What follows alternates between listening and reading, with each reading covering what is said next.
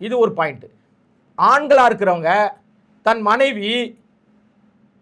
மனைவிக்கு தெரியாமல் வேற ஒரு இடத்துல வச்சிருந்தா அதை கண்டுபிடிக்கிற சகோதரர்களோ, அதை கண்டுபிடிக்கிற மனைவியோட சகோதரர்களோ, ஏன் தலைவனே வச்சிருக்கான், என் மச்சான் வச்சிருந்தா என்ன தப்பு, என் மாப்பிள்ளை வச்சிருந்தா என்ன தப்பு, அவன் எத்தனை வேணா வச்சுக்கலாம், அவன் ஆம்பளை அப்படின்னு சொல்லிட்டு விட்டுருவாங்களா?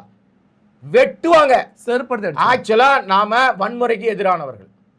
நீ போய் வெட்டுன்னு நான் சொல்லலை. உடனே பாத்தியா இவர் ஆயுதத்தை உபயோகிக்க சொல்லிட்டாருன்னு சொல்லிடாதீங்க. இது கிராமங்கள்ல இன்னைக்கும் இருக்கு, நகரங்கள்ல இன்னைக்கும் இருக்கு. அப்ப தகாத உறவை அவங்க ஏற்கவே மாட்டாங்க. தமிழ்நாட்டு பெண்களுக்கு 1000 பண்ணாலும் தன் புருஷன் குடிகாரனா இருந்தாலும் சரி, பயங்கரமான மோசமான ஆளா இருந்தாலும் சரி, சந்தேக பிராணியா இருந்தாலும் சரி, அடிச்சு உதைக்கிறவனா இருந்தாலும் சரி, அதையெல்லாம் தாங்குகிற, பிள்ளைகளுக்காக தாங்குகிற பெண்மணிகள் தன் கணவன் வேறொரு பெண்ணோடு தொடர்புல இருக்கான்னு தெரிஞ்சா அவனை அவங்க ஏத்துக்கவே மாட்டாங்க. அப்ப விஜய் த்ரிஷா விஷயத்தை எல்லாரும் அக்செப்ட் பண்ணிக்கிறாங்க, விஜய் சங்கீதா விஷயத்தை எல்லாரும் நியாயப்படுத்த முயற்சிக்கிறாங்க தாவேக தொண்டர்கள் அப்படின்னு பாக்குறோம்ல.